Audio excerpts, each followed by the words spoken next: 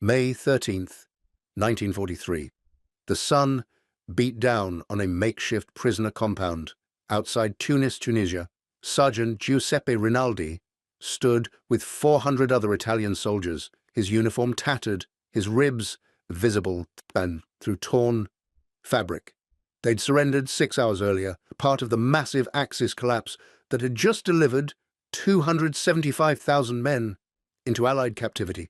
Giuseppe had been a baker in Naples before the war. Now he was starving. For 3 months his unit had survived on scraps, barley soup, and handfuls of dried dates. The British Eighth Army had squeezed them from the east. American forces had pushed from the west. Supply lines had collapsed. By the end, they were eating their boot leather and praying for capture or death, whichever came first. An American lieutenant walked through the compound with a translator. He was young, maybe 22, with a clipboard and an expression Giuseppe couldn't read. Not cruel, not even indifferent, just professional, doing a job. If you're enjoying this deep dive into the story, hit the subscribe button and let us know in the comments from where in the world you are watching from today. The translator called out in Italian. You'll be processed and sent to the United States for internment. You'll be treated according to the Geneva Convention. The words hung in the dusty air like a mirage. Giuseppe didn't believe them. He'd seen what happened to prisoners. His own army had treated Ethiopian and Yugoslav captives with systematic brutality. He'd heard stories, whispered in trenches, about what Germans did to Soviet prisoners. Starvation rations, forced labor until death, mass executions, and now the Americans would do the same. Why wouldn't they? This was war. This was what happened when you lost. You paid for your country's sins with your body, slowly, in a camp designed to extract every last calorie of work before disposing of what remained. The Italian soldiers were herded onto trucks that rattled north toward the coast. Through the canvas covering, Giuseppe caught glimpses of Tunisia's devastated landscape, burned tanks, cratered roads, bodies awaiting burial.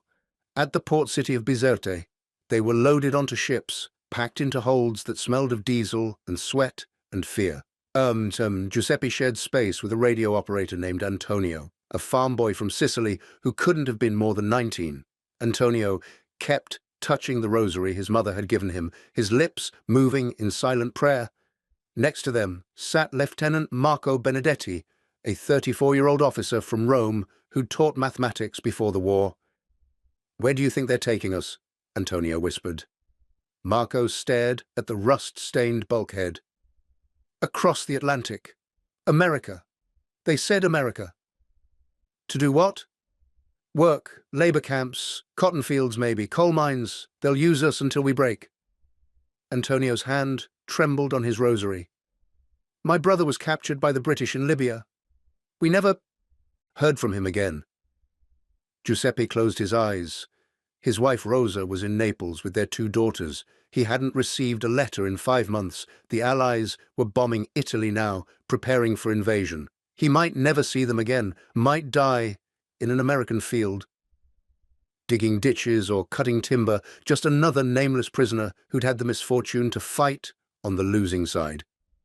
The ships crossed the Mediterranean to Oran, Algeria. There, the Italians waited in transit camps, behind barbed wire, sleeping on rocky ground. American guards watched from towers, rifles ready. The food was minimal. Hardtack biscuits, watery soup, just enough to keep them alive for transport. Giuseppe's weight had already dropped. Before the war, he'd weighed 82 kilograms. Now he estimated 65, maybe less. His body was consuming itself, breaking down muscle to fuel survival. At night, he dreamed of Rosa's cooking. Sunday dinners, fresh bread from his bakery, pasta with tomato sauce and basil. In mid-June, they boarded larger ships for the transatlantic crossing. This time, the conditions were slightly better. The Americans had organized the transport more efficiently. They received 2 meals a day. Not generous meals, but more than they'd had in Tunisia. Still, Giuseppe couldn't shake the certainty that this was temporary, a fattening period before slaughter. Or perhaps just practical logistics. Dead prisoners couldn't work. The Atlantic crossing took 14 days. The ship sailed in a convoy, protected from German U-boats by destroyer escorts. Giuseppe spent most of the voyage below deck, trying not to think about torpedoes. When they were allowed on deck for exercise, he stared at the endless grey water and wondered if he'd ever touch Italian soil again. Lieutenant Marco tried to maintain some semblance of military discipline among the men. He organized the prisoners into work details to keep the hold clean. He mediated disputes. He led prayers each evening, but everyone could sense the reality beneath the rituals. They weren't soldiers anymore. They were cargo, property, labor to be exploited. "What do you know about America?" Antonio asked Giuseppe one evening, his voice barely audible over the ship's engines. "Cowboys," Giuseppe said. "Gangsters. Big cities. That's what the films showed before the war." The fascist newspapers said Americans were soft, decadent, that they couldn't fight. Marco let out a bitter laugh. "The fascist newspapers said a lot of things. Look where it got us."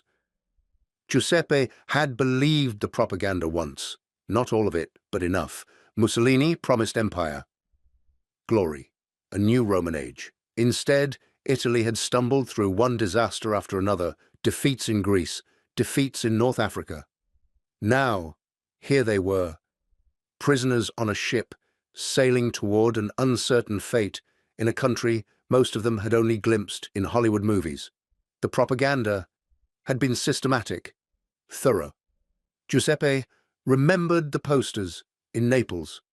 Italian soldiers depicted as heroic, masculine, strong. Enemy soldiers shown as cowardly, bestial, inferior. The newspapers described British brutality, American barbarism, German might. For years, these images and narratives had saturated Italian society, shaping how people understood the war. And the propaganda about prisoners had been especially dark. Captured soldiers faced humiliation, starvation, and death. No mercy would be shown. The enemy didn't respect the laws of war. Your only choices were victory or martyrdom. Surrender meant betraying everything you were. Giuseppe had internalized these lessons, even as he'd grown cynical about fascist promises. And when his unit ran out of food in Tunisia, when officers started discussing surrender, part of him had resisted, not from loyalty to Mussolini, but from fear of what came after. He'd seen enough of war to know that human beings, when given power over other human beings, often exercise that power with cruelty. On the 13th day at sea, Antonio approached Giuseppe, with news whispered from another prisoner who'd overheard guards talking. Italy might be negotiating a separate peace. Mussolini's government was teetering. The Allies had invaded Sicily. "If Italy surrenders," Antonio said, "what happens to us?" Giuseppe shook his head. "We're still prisoners, still at war. That doesn't change." But it might change everything. If Italy switched sides, would they still be enemies, or would they become something else? Neither truly allied, nor still Axis, stateless men in limbo, belonging nowhere. The ship docked at Norfolk, Virginia, in late June, 1943. Giuseppe's first glimpse of America was industrial. Shipyards, cranes, warehouses, sailors and dock workers moving with purposeful efficiency. Everything looked new, undamaged. No bomb craters, no rubble. The war hadn't touched this place. American soldiers herded them off the ship, and through processing, they were photographed, fingerprinted, assigned numbers. Giuseppe became prisoner 4138IT. His possessions, what few he had, were catalogued and stored. He kept only his rosary and a photograph of Rosa and the girls, now creased and faded. Then came the medical examination. An army doctor, speaking through a translator, checked his teeth, his throat, his reflexes, listened to his heart. The doctor frowned at Giuseppe's emaciated condition and made notes on a clipboard. "Malnutrition," the translator said. "Probable vitamin deficiency. Possible onset of scurvy. You'll receive supplemental rations. Giuseppe didn't understand. Supplemental rations. For a prisoner. This had to be temporary. A bureaucratic formality before they were put to real work. They were issued new clothes. Not Italian uniforms, but American work clothes. Denim trousers, cotton shirts, sturdy boots. Giuseppe ran his hands over the fabric, astonished at the quality. These were better than what he'd worn as a soldier, better than what many Italian civilians had. Then they were loaded onto trains, not boxcars, passenger cars, with windows and seats and toilets that worked. Giuseppe sat next to Antonio and stared out at the American countryside rolling past. Green fields, small towns, people going about their lives, seemingly untouched by war. Children playing, women hanging laundry, men driving trucks loaded with goods. Look at the roads, Marco whispered, all paved, no craters. Look at the cars, Antonio said. Everyone has cars. Giuseppe said nothing. He was processing something that didn't fit his understanding of the world. This was the enemy nation, the country his government had declared war against. And yet it looked prosperous, abundant, intact. How could this be? How could a nation at war, fighting on multiple fronts across two oceans, show no visible signs of strain? The train rolled south. After 2 days, they arrived at a military installation in Alabama, Camp Aliceville. The train slowed, and Giuseppe saw it through the window, rows of wooden barracks surrounded by barbed wire fence, guard towers at intervals, American flag flying from a pole in the center. This was it, the labor camp, the place where he would work until his body gave out. Giuseppe steeled himself as the train stopped and they were ordered to disembark.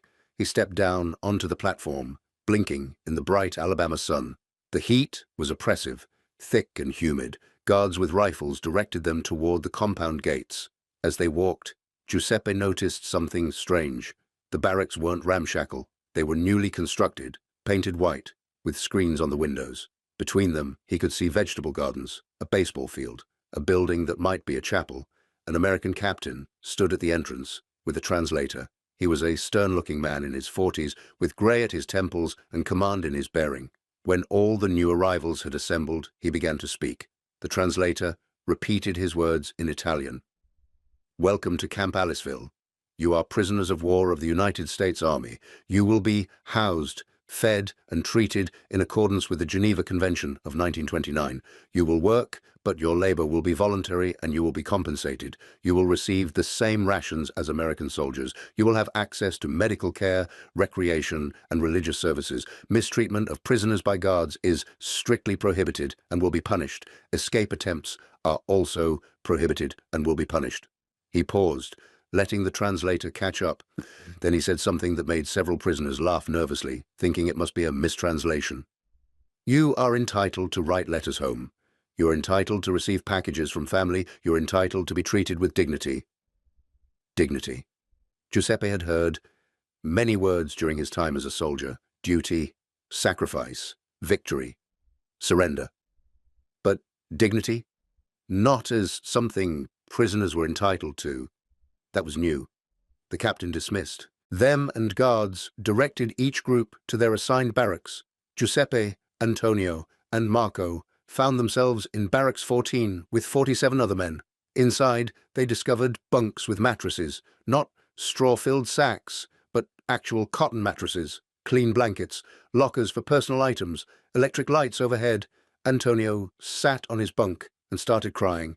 Marco put a hand on his shoulder. It's okay, he said.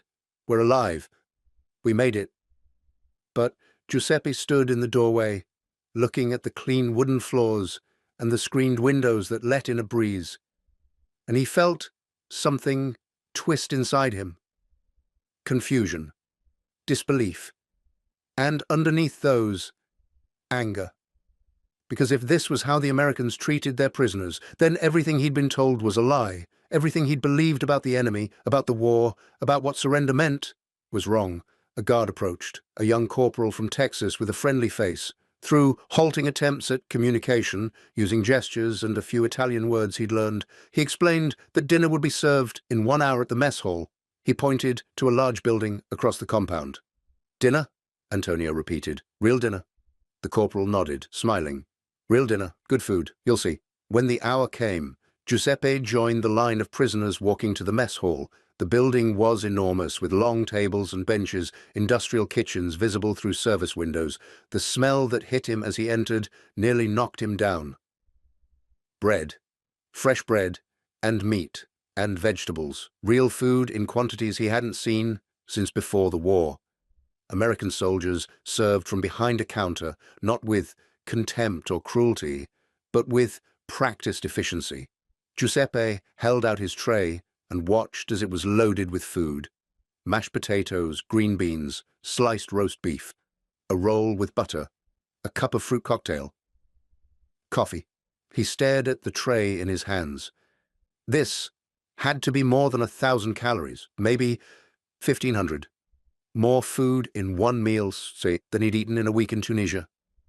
"Is this real?" Antonio whispered beside him. Giuseppe didn't answer. He couldn't, because he was looking at the tray and understanding, for the first time, the magnitude of the lie he'd been living under. The Americans weren't starving their prisoners. They weren't working them to death. They were feeding them, better than the Italian army had fed its own soldiers, better than many Italian civilians were eating back home. They sat at a table, and Giuseppe picked up his fork. His hand shook slightly. He cut a piece of beef, placed it in his mouth, and closed his eyes. The taste exploded across his tongue. Salt, fat, protein, everything his body had been craving for months.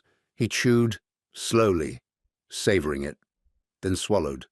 Around him, other prisoners were eating, some quickly, as if the food might disappear, others slowly, like Giuseppe, afraid to believe it was real.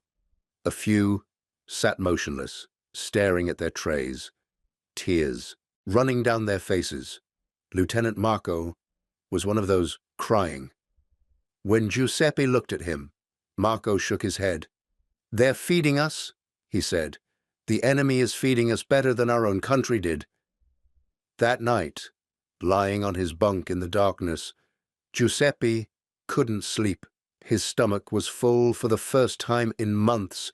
His body, flooded with nutrients, was almost vibrating with the shock of sudden plenty.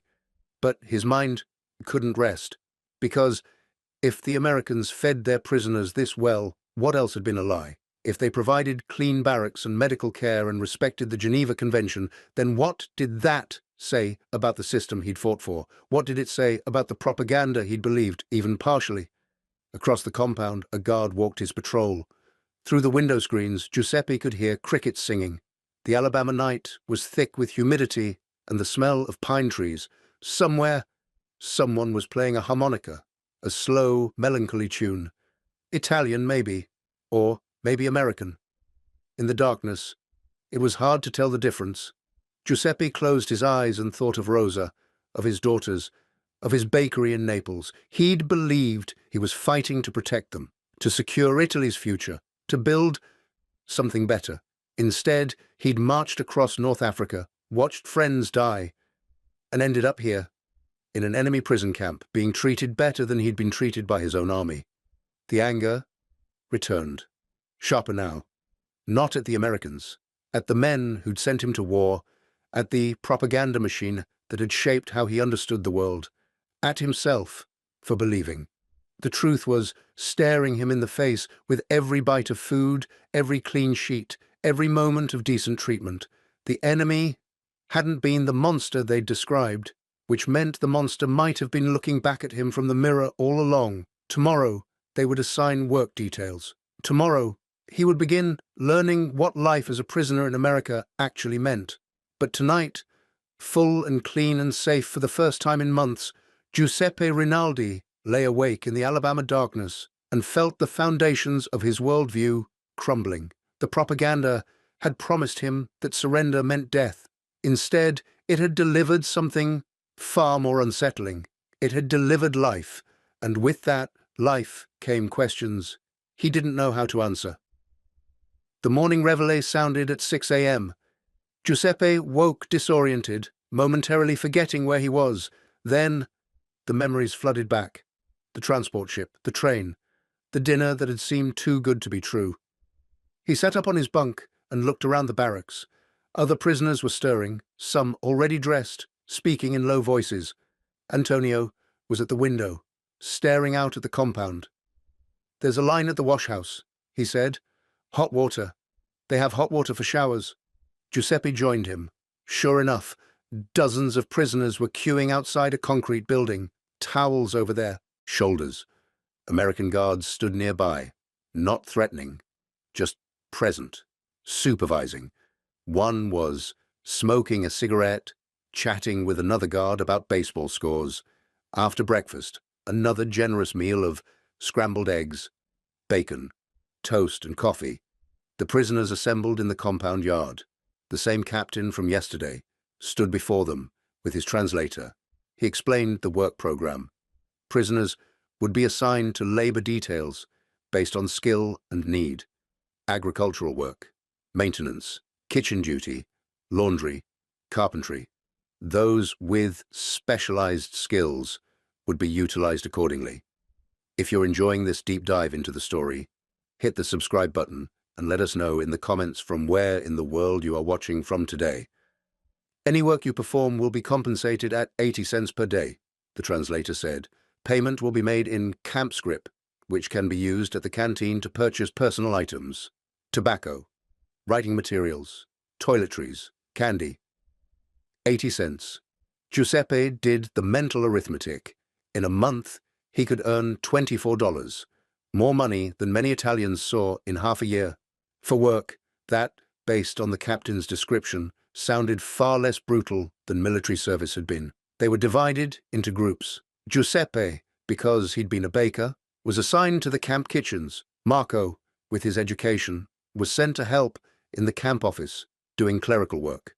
Antonio, young and healthy, despite the months of privation, was assigned to a work detail that would leave camp daily to help local farmers with their harvests. Giuseppe reported to the mess hall kitchen at 8 a.m.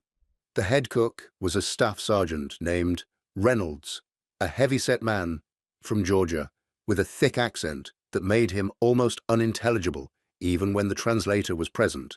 But Reynolds was patient. He showed Giuseppe the industrial ovens, the mixing equipment, the massive bags of flour and sugar.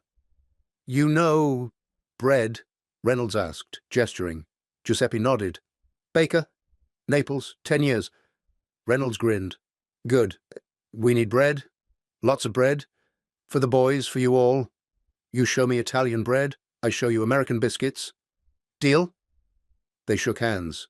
And just like that, Giuseppe found himself working alongside American soldiers, doing what he'd done before the war, what he'd always done best. Making bread. The kitchen was clean, well-equipped, abundantly supplied. Reynolds opened a storage room to show Giuseppe the inventory. Sacks of flour stacked 6 feet high, sugar, salt, yeast, shortening, more ingredients than Giuseppe had seen in years.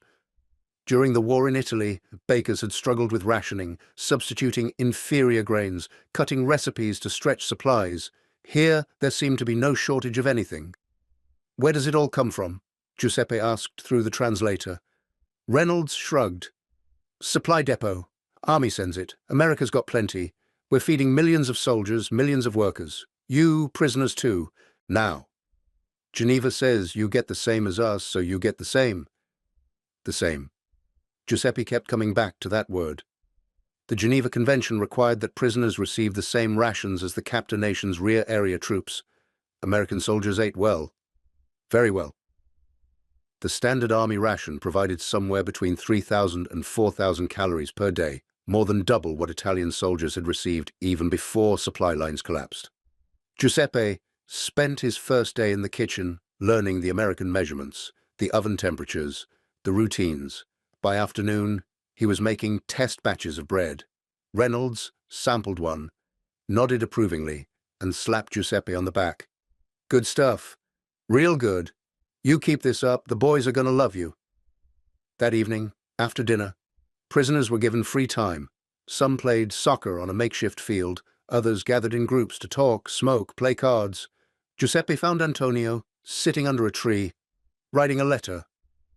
"To my mother," Antonio explained. "They said we can send letters. The Red Cross will handle them. It might take months, but she'll know I'm alive." Giuseppe sat beside him. "What are you telling her?" Antonio's pen hovered over the paper. "That I'm safe, that I'm being treated well, that she shouldn't worry." He paused. "I'm not telling her about the food. She won't believe it. Hell, I don't believe it." Giuseppe understood. How could you explain to someone starving in occupied Italy that their son, their brother, their husband was eating better as a prisoner in America than he'd eaten as a free man at home? How could you describe the cognitive dissonance of being fed by the enemy while your own people went hungry?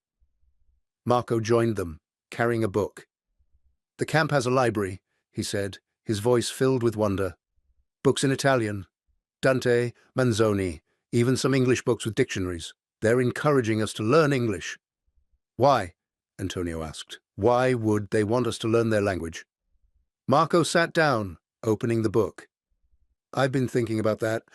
The captain said something interesting today. He said the war won't last forever. He said when it's over, we'll go home. And America wants us to go home with, how did he put it? A proper understanding of democratic values." Giuseppe snorted. "Re-education. They're trying to turn us into Americans." "Maybe," Marco said. "Or maybe they're just showing us there's a different way. A way that doesn't involve making your own people suffer for the glory of the state." That night, lying in his bunk again, Giuseppe processed the day. He'd worked in a kitchen with enemy soldiers who'd treated him as a colleague, not a prisoner. He'd used equipment and supplies that would have been impossible to obtain in wartime Italy. He'd been paid for his labor, given access to books, to paper, to the means of communicating with his family. Every moment of decency, every gesture of respect, every full meal was a hammer blow against the worldview he'd carried into captivity. The Americans weren't supposed to be like this. They were supposed to be crude, materialistic, weak. That's what the propaganda had said. That's what fascist ideology had taught. But the evidence was overwhelming and impossible to ignore. The Americans weren't weak. A weak nation couldn't wage war on 3 continents while simultaneously maintaining living standards that exceeded those of most European countries. A weak nation couldn't feed its own troops and its prisoners the same generous rations while civilians back home enjoyed relative plenty. As the days became weeks, the routine of camp life settled into place. Giuseppe worked in the kitchen 6 days a week, with Sundays off. He learned to make American-style biscuits, cornbread, and dinner rolls alongside his Italian loaves. Reynolds taught him phrases in English. "Good morning," "hot oven," "more flour." Giuseppe taught Reynolds a few Italian words in return. "Pane," "forno," "bene." The other kitchen workers, all American soldiers, treated Giuseppe with casual friendliness. They joked, complained about their sergeants, shared cigarettes during breaks. One of them, a private named Miller from Ohio, showed Giuseppe photographs of his family farm. Another, a corporal named Jackson, talked about his plans to open a restaurant after the war. "You're a good baker," Jackson told Giuseppe one afternoon. "If you ever make it to Cleveland, look me up. I'll give you a job." The statement was absurd on multiple levels. Giuseppe was a prisoner, an enemy combatant. The war was still raging. Italy was being invaded. And yet here was an American soldier casually offering him a job as if war was just a temporary interruption in the normal flow of human relationships. Antonio returned from his work details with similar stories. The farmers he worked for were initially suspicious, but once they saw he knew his way around crops and equipment, they relaxed. They paid him his daily wage. They gave him water breaks. They treated him, as Antonio put it, like a hired hand, not a prisoner. One farmer, a man named Mr. Harrison, who'd lost his son at Guadalcanal, even invited Antonio to eat lunch with the family. Antonio had declined, feeling it wasn't appropriate, but the offer alone had shaken him. "Why don't they hate us?" Antonio asked Giuseppe one evening. "We were fighting their sons, their brothers. Why are they feeding us?" being kind to us. Marco, who'd been listening, looked up from his English grammar book. Because they're not fighting us as individuals, they're fighting fascism, the ideology, the system. Not Giuseppe the baker or Antonio the farm boy. But we served that system, Antonio said. We fought for it. Did we? Marco's voice was quiet. Or did we just do what we were told? What choice did we have? In a totalitarian state, there's no real choice. You serve or you're punished. They understand that here. They understand the difference between soldiers following orders and the evil those orders served. Giuseppe wasn't sure he agreed entirely, but he couldn't argue with the results. Day after day, the Americans demonstrated through their actions that they saw the Italian prisoners as human beings who'd been caught up in something larger than themselves, victims, in a sense, of the same fascist ideology the Allies were fighting. The camp even had a small orchestra. Prisoners who'd been musicians before the war gathered instruments, donated or purchased, and practiced in the evenings. They played Italian folk songs, opera arias, even some American jazz they'd heard on the camp radio. Once a week, they gave concerts in the mess hall. American guards attended, applauding, requesting favorites. Giuseppe attended one such concert in late July. He sat in the back, listening to a violin concerto, and felt tears running down his face. Not from sadness exactly, from something more complex, a recognition of beauty in the midst of captivity, a reminder that civilization, culture, humanity itself could persist even in war. After the concert, he walked back to his barracks with Marco. The Alabama night was heavy with heat and the sound of cicadas. Marco lit a cigarette, a luxury purchased from the canteen with his wages. "My wife is in Rome," Marco said suddenly. "I've been trying not to think about it, but the Allies are pushing north. The fighting's getting closer. I don't know if she's alive, if the house is still standing, if she's getting my letters." Giuseppe nodded. "Rosa's in Naples. The bombing has been heavy there. I try to tell myself she's okay, that she got the girls out to the countryside, but I don't know." They walked in silence for a moment. Then Marco said, "You know what's strange? Part of me wants the Allies to win. Quickly. To end this. To liberate Italy from the Germans, from what's left of Mussolini's regime. Even though that means our defeat, even though we're prisoners here, we're better off than we would be fighting for a lost cause." It was treason, what Marco had just said. Under military law, under fascist law, those words could get him shot, but Giuseppe found himself nodding, because he felt the same way. He wanted this war to end. He wanted to go home. And if that meant Allied victory, then so be it. The cause they'd fought for had revealed itself as hollow, a lie wrapped in nationalist rhetoric and promises of glory. In early September, news spread through the camp like wildfire. Italy had surrendered. Mussolini's government had collapsed. Marshal Badoglio had signed an armistice with the Allies. Italy was out of the war. The prisoners gathered in clusters, processing the information. Some were jubilant, others were confused. A few hardline fascists were angry, talking about betrayal and dishonor, but most felt only relief. The war, for them personally, was over. The American camp commander called an assembly. Through the translator, he explained that Italy's surrender changed their status somewhat, but they were still technically prisoners of war. However, an opportunity was being offered. They could volunteer for the Italian service units. If they did, they would be given slightly more freedom, better assignments, and would be actively helping the Allied war effort against their former German allies. "Think about it," the commander said. "You have 1 week to decide." That evening, the barracks erupted in debate. The fascist prisoners, maybe 10% of the camp, refused outright. To join the Americans, to work for them, would be the ultimate betrayal. But the majority were torn between practical considerations and questions of honor. Antonio was one of the first to volunteer. "Germany's still occupying half of Italy," he said. "They're fighting the Allies in my country, on my soil. If I can help the Allies push them out, even in some small way, I'm doing it." Marco took longer to decide. He wrestled with the question of loyalty. But eventually, he signed up too. "I'm loyal to Italy," he explained to Giuseppe.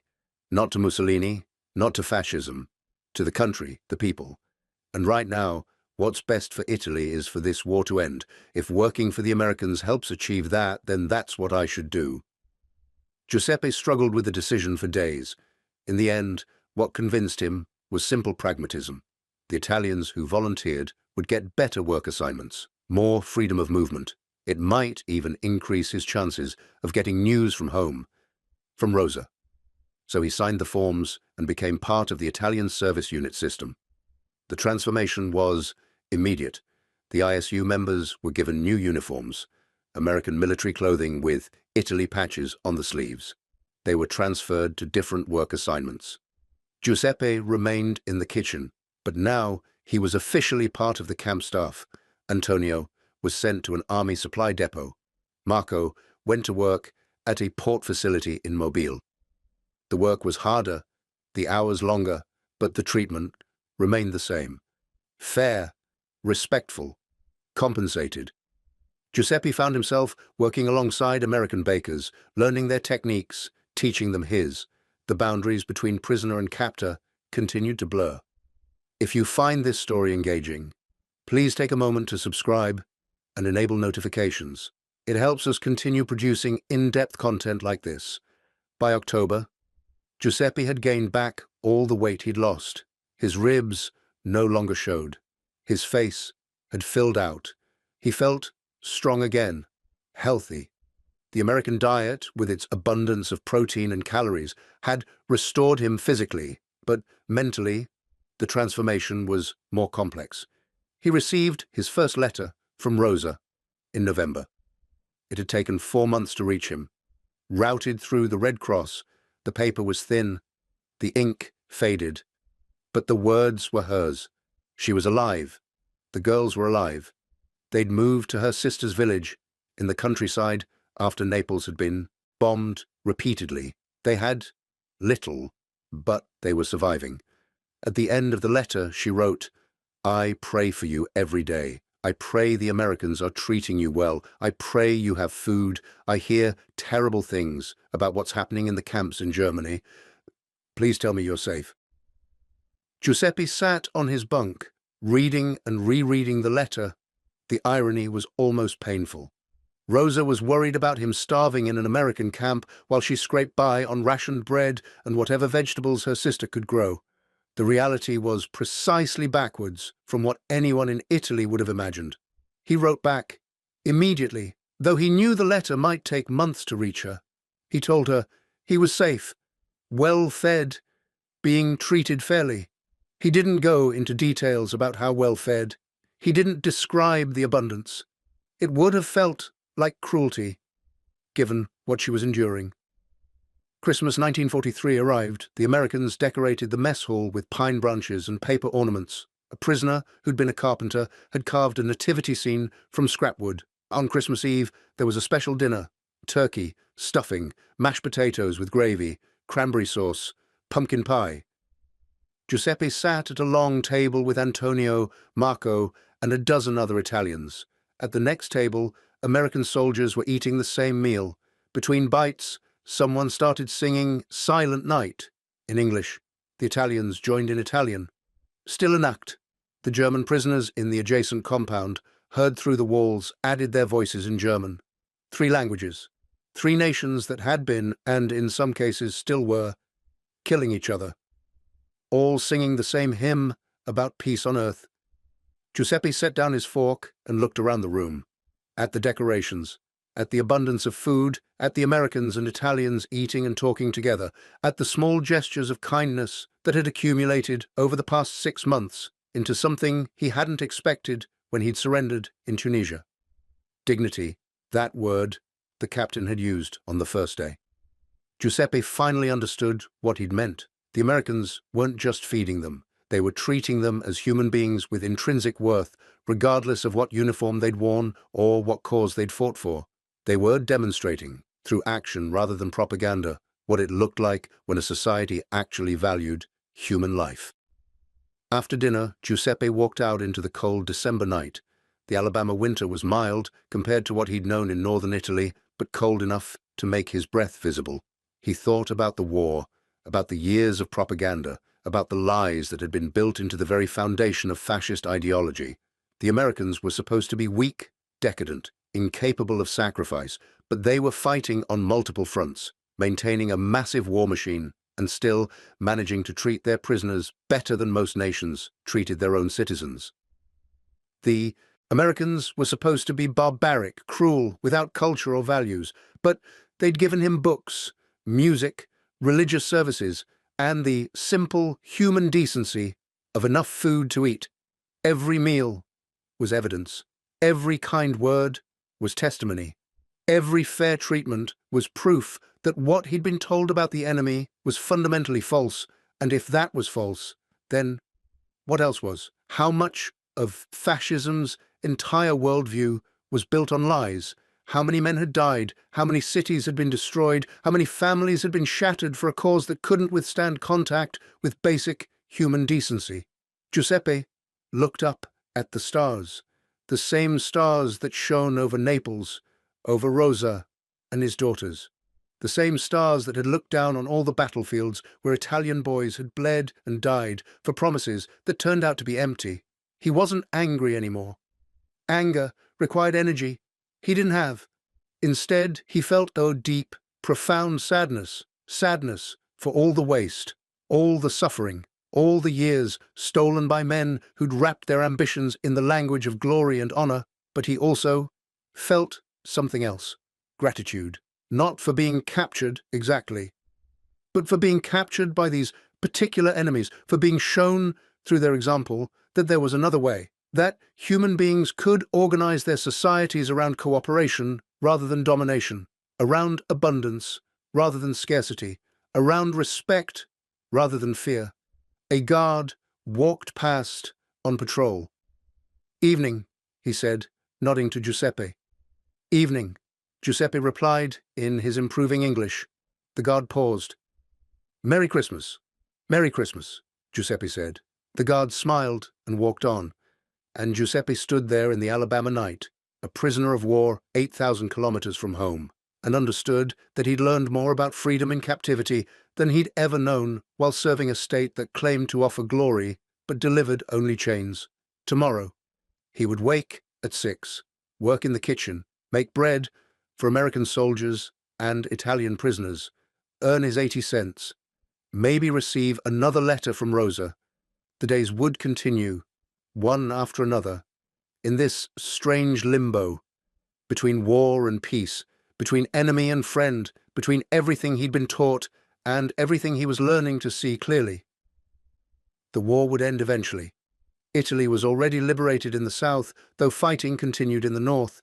Germany was being squeezed from all sides. It might take months, might take another year, but the outcome was no longer in doubt. And when it ended, Giuseppe would go home.